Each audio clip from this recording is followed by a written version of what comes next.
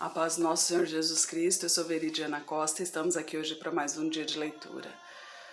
Senhor Deus e Pai, glorificado e exaltado és o teu santo nome. Muito obrigada, Pai, por mais um dia de vida. Agradeço por sua bênção e por sua proteção. Nos abençoe, Senhor, nesta leitura. Que cada palavra sua, Senhor, entre em nossos corações e em nossas mentes. Nos ensine, nos inspire e nos direcione sempre a Ti, em nome de Jesus. Lembrando que a gente está no livro de Jeremias, né, profeta do Senhor, e aqui a profecia contra Jerusalém, no capítulo 6. Fugi para a salvação vossa, filhos de Benjamim, do meio de Jerusalém. Tocai a buzina em Tecoa e levantai um sinal de fogo sobre Bet-Haquerem, porque do lado norte surge um mal e uma grande destruição. A formosa e delicada assemelhei à filha de Sião, mas contra ela virão pastores com os seus rebanhos. Levantarão contra ela tendas em redor, e cada um apacentará no seu lugar. Preparai a guerra contra ela. Levantai-vos e subamos ao pino do meio-dia. Ai de nós, já declina o dia, já se vão estendendo as sombras da tarde. Levantai-vos, subamos de noite e destruamos os seus palácios, porque assim diz o Senhor dos Exércitos: cortai árvores e levantai trincheiras contra Jerusalém. Esta é a cidade que há de ser castigada, só opressão há no meio dela. Como a fonte produz as suas águas, assim ela produz a sua malícia. Violência e estrago se ouvem nela, enfermidade e feridas há diante de mim continuamente. Corrige-te, ó Jerusalém, para que a minha alma não se aparte de ti, para que não te torne em assolação e terra não habitada. Interessante aqui, né? Que aqui está dizendo: corrige-te, ó Jerusalém, para que minha alma não se aparte de ti, né? Então Deus está permitindo a guerra ali, Deus está permitindo as calamidades em Jerusalém para que ela se corrija, né? Para que ela se arrependa de seus maus caminhos, né? Para que volte para o Senhor, porque infelizmente é sempre assim, né? A gente só lembra de Deus quando aperta, né? Quando as coisas estão difíceis, né? Quando realmente quando a gente não vê saída, quando a situação está ficando cada vez mais difícil, que não há saída, aí é o momento que a gente procura Deus. Infelizmente é assim. Não pense que é só você que é assim, não. Eu sou assim, todo mundo é assim. Nós que somos filhos do Senhor, né, que já passamos por isso, né, que já passamos por essa etapa, a gente tem que vigiar para que não ocorra de se afastar da presença do Senhor. Então tem até um hino que fala, né, que é muito fácil adorar, né, quando tudo está bem, né? E realmente é muito fácil quando tudo está bem, quando tudo está a mil maravilhas, é muito fácil adorar, cantar, louvar. Eu quero ver fazer isso nas dificuldades, né? E nas dificuldades a gente também tem que adorar o Senhor, tem que louvar o Senhor, porque é nas dificuldades que a gente acaba se fortalecendo no Senhor. E é por isso que vem as lutas, é por isso que vem as dificuldades, que é para nos provar realmente, para nos fortalecer, porque é aquilo que não te mata te fortalece. Né? Esse ditado ele é bem valoroso e é bem verdadeiro. Se ele não te mata, ele te fortalece. E muitas vezes Deus nos dá provas para nos fortalecer, porque nós mesmos, nós não conhecemos a nossa força, mas Deus conhece. Você não sabe o quanto você é forte, o quanto você é guerreira. Tudo que você já passou na sua vida, olha para trás, olha tudo que você já fez, olha tudo que já aconteceu na sua vida e você tá aí, tá de pé. Tá difícil? Eu sei que tá.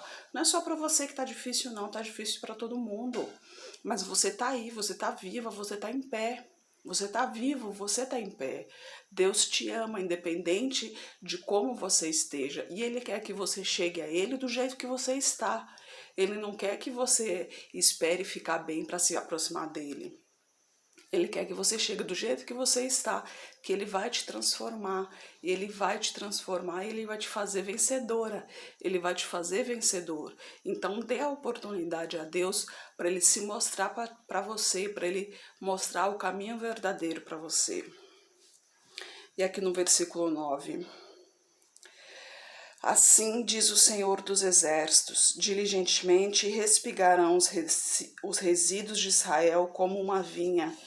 Torna a tua mão como o vinho de mador, vindimador aos cestos. A quem falarei e testemunharei para que ouça? Eis que os seus ouvidos estão incircuncisos e não podem ouvir. Eis que a palavra do Senhor é para eles coisa vergonhosa e não gostam dela. Por isso estou cheio do furor do Senhor, estou cansado de o conter, derramá-lo-ei sobre os meninos pelas ruas e na reunião de todos os jovens, porque até o marido com a mulher serão presos e o velho com o que está cheio de dias. Lembra, né? Que quando se chama para ir para o bar, para ir para a lanchonete, para ir não sei o que, todo mundo chama, todo mundo vai, não tem vergonha nenhuma. Mas quando se convida para ir para a igreja, falou, opa, não, para a igreja, ai, dá licença, né? Passa assim, né? Com a Bíblia escondida, é aquela vergonha de ir para a igreja, né? Mas não tem que ter vergonha não, pelo contrário, porque é na igreja que se encontra a salvação, é na igreja que o tesouro está, né? Porque no bar, na lanchonete, no mundo, aí é a perdição. E a gente está tendo provas disso porque a gente vê as calamidades que acontecem hoje em dia, né? É filho matando pai, é filha matando mãe, mãe matando filha. É você ver um pai tirando a inocência de sua própria filha, de criança ainda de 5, 7 anos. Então a gente vê essas calamidades, a gente vê que realmente o mundo está perdido, a inversão de valores. Então a gente vê realmente que o mundo não tem condições nenhuma de ter salvação, né? Então as pessoas que têm que procurar a sua própria salvação. E Deus nos dá essa oportunidade de cada um procurar a sua salvação. Versículo 12: E as suas casas passarão a outros, como também as suas herdades e as suas mulheres juntamente, porque estenderei a minha mão contra os habitantes desta terra, diz o Senhor, porque desde o menor deles até ao maior, cada um se dá à avareza, desde o profeta até o sacerdote, cada um usa de falsidade, e curam superficialmente a ferida da filha do meu povo, dizendo, paz, paz, quando não há paz. Porventura envergonham-se de cometer abominação? Pelo contrário, de maneira nenhuma se envergonham, nem tampouco sabem que coisa é envergonhar-se. Portanto, cairão entre os que caem, no tempo em que eu os visitar, tropeçarão, diz o Senhor. Assim diz o Senhor, ponde-vos nos caminhos, vede e perguntais pelas veredas antigas, qual é o bom caminho, e andai por ele, e achareis descanso para as vossas almas. Mas eles dizem, não andaremos nele. Também pus atalaia sobre vós, dizendo, estais atentos ao som da trombeta, mas dizem, não escutaremos. Portanto, ouve vós, nações, informa-te, tu, ó congregação, do que se faz entre eles. Ouve tu, ó terra, eis que eu trarei mal sobre este povo, o próprio fruto dos seus pensamentos, porque não estão atentos às minhas palavras e rejeitam a minha lei. Para que, pois, me venham o incenso de Sabá e a melhor cana aromática de terras remotas? Vossos holocaustos não me agradam, nem são suaves os vossos sacrifícios. Aqui mais uma coisa interessante, né? Porque quando ele fala de holocaustos, então ele está falando para o próprio povo que se diz servo do Senhor, né? Então o que nos chama a atenção aqui está falando do próprio crente, né? Ele está chamando a atenção do próprio crente. Você se diz crente, mas está andando no mundo. Então, como que você é crente se você continua invejando o seu vizinho? Como você é crente se você está emprestando dinheiro a juros? Como você é crente se você fica dançando músicas do mundo? Como você é crente se você fica na mesa dos beberrões? Como você é crente se você continua andando com os ímpios, né?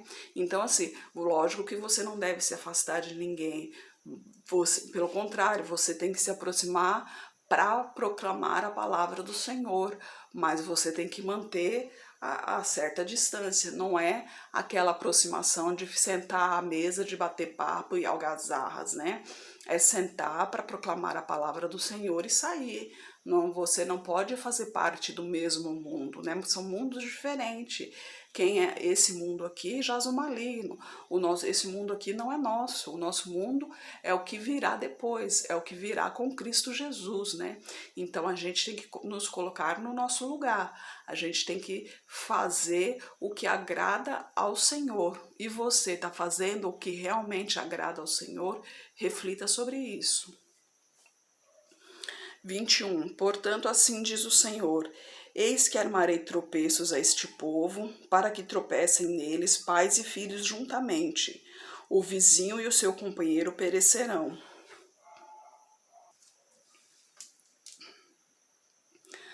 Assim diz o Senhor: eis que um povo vem da terra do norte, e uma grande nação se levantará das extremidades da terra. Arco e lança trarão, são cruéis e não usarão de misericórdia.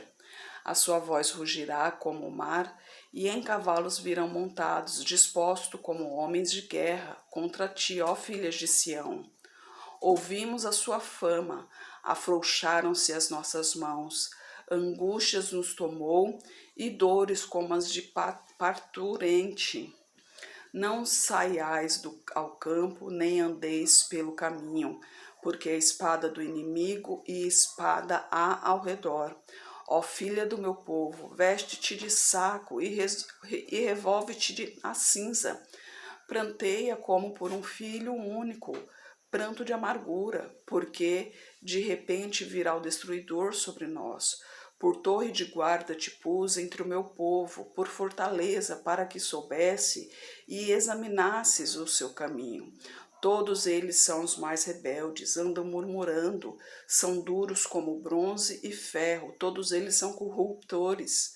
Já o folhe se queimou, o chumbo se consumiu com o fogo, e em vão fundiu o fundidor tão diligentemente, pois os maus não são arrancados. Prata rejeitada lhes chamarão, porque o Senhor os rejeitou. Então aqui Deus está nos mostrando como devemos agir, né? Aqui, inclusive, ele está chamando a atenção do seu próprio povo, né?